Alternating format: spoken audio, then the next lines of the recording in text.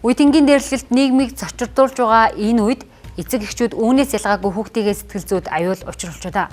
Тодруулбал эцэг эхчүүд хүүхдийнхээ дэргэд утсаар хүүхэдгүй, гэр бүлгүй гэж худал хэлэн хүнтэй танилцж байгаа мэт дүрсгэн бичлэг хийж хүүхдийнхээ хариу үйлдэлийг захин орчинд нийтэлж байна.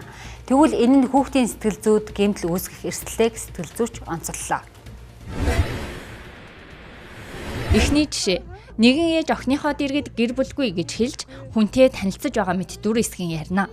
Охин эхэндээ тоохгүй байгаа мэт байсан ч бичлэгийн төгсгөлд зогсолтгүй уйлж ээж нь тайвшруулахад нэмэргүй байлаа. Жишээ 2. Нэгэн аав хүүгийнхээ дэргэд энэ мэт утсаар ярьж төгсгөлд нь аавынхаа ингэж ярьсныг ээждээ битгий хэлээрэй гэсэн юм. Харин хүүгийн хариу үйлдэл ээжэд хэлбэл алуулна хэлэхгүй гэж тоосон шинжгүй байв. Жишээ 3.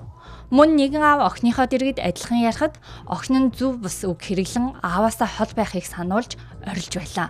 Эдгээр нь өнгөц харахад хөвгөлтэй бичлэг мэт харагдвч хүүхдүүдэд худлаа ярих нь энгийн үзэгдэл гэр бүлийн харилцаагаа нууж хүнтэй танилцж болох юм байна гэх ойлголтыг өгч байгаамаа.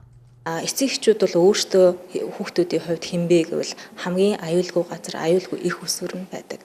Тэгэхээр одоо Франкуудыг харж явах юм бол нөгөө хамгийн аюултай газар нь аюултай болж хуурж байгаа зүйл харагдаж байгаа шүү дээ. Ингээд нөгөө аав ээж минь аюул одоо миний хажууд байнга байна.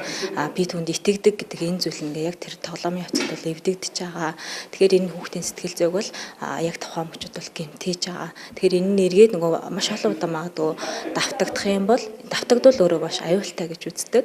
Тэгээд эргээд энийг хичнээн тайвшруулж байгаа ч гэсэн айцын тэр нөлөө дараа өөр одоо үйл явдал дээр энэ айц нь сэдрэх байдлаар бол нөлөөлөх боломжтой. Тэгэхээр мэдээж хэрэг энэ гэр бүлийн харилцаа, дотоод харилцаа бол тэр гэр бүлийн хүмүүсийн гишүүдийн хооронд л байдаг.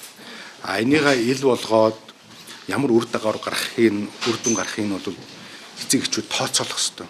Өөрөөр хэлбэл тэрийг тооцоолж хүүхдэрээ тоглох те хүүхдийнхээ сэтгэл зүй гэмтэх үгүй гэдгээ бол бодож энэ зүйлийг хийх хэрэгтэй.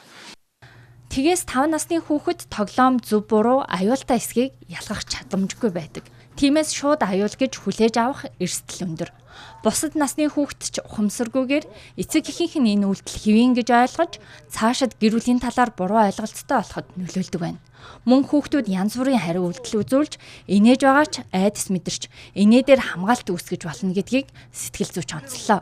Түүнчлэн хүүхдүүдийн дэргэд хүүхдгүй гэх нь оршихуйг нь үгүйсгэж байгаа хэлбэр олон удаа давтагдвал хүүхэд бусдад цаашлаад өөртөө итгэх итгэлгүй болно гэдгийг анхааруулсан юм а.